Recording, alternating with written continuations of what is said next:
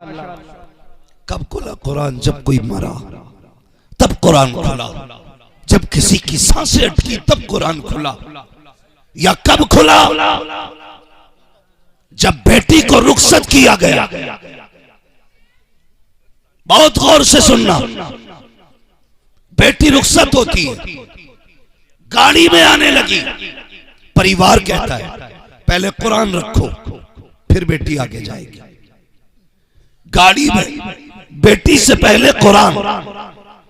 जब ये ससुराल पहुंची और गाड़ी से उतरने लगी तो ससुराल वालों ने कहा नहीं, इसके सर पे कुरान का साया करो, तब घर के अंदर लिया जाएगा।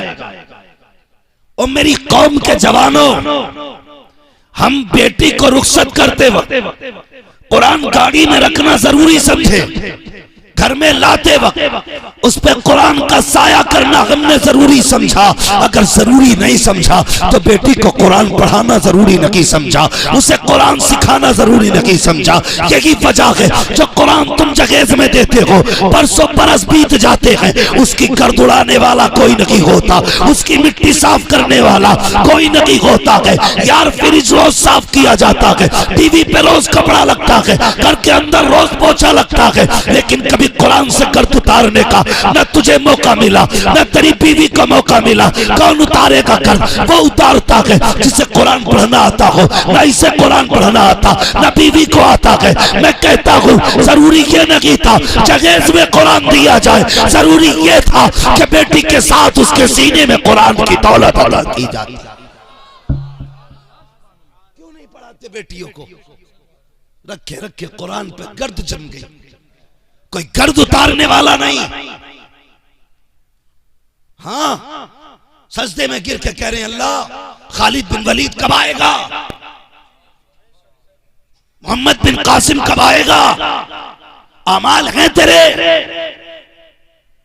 हमारी कंडीशन ये है कि हमारी गोद में मोहम्मद बिन कासिम आ सके, सलाहुद्दीन अय्यूबी आ सके, और जिस घर में एक एक लुकमा हराम का हो वहां सलाहुद्दीन तो क्या रहमत का फरिश्ता नहीं आता।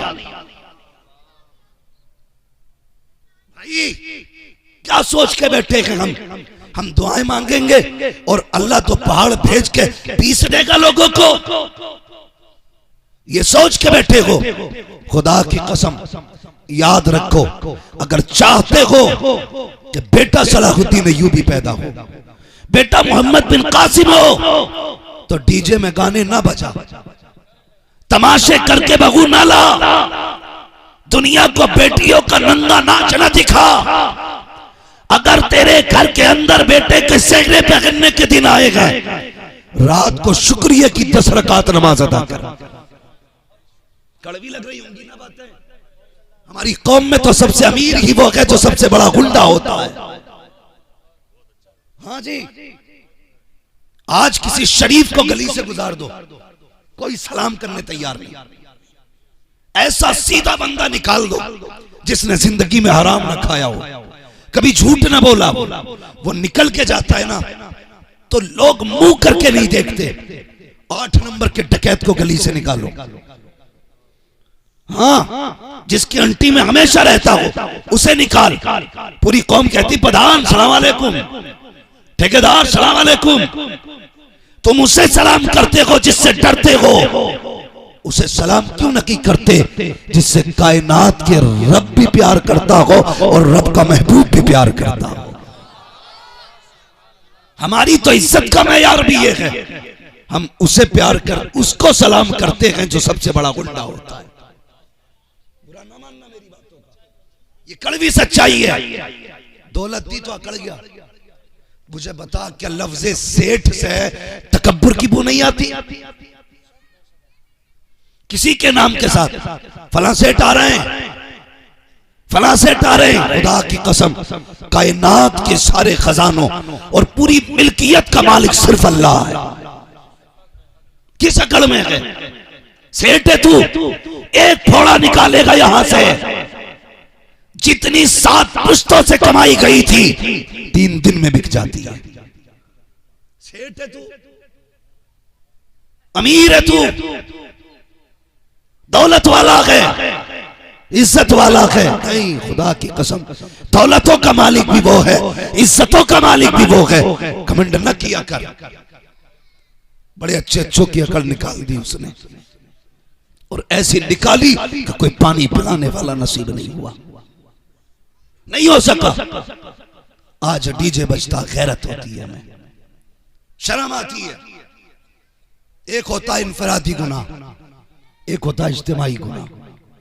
इनफरादी कर रहे हैं आप, उसकी मार आप पे पड़ेगी।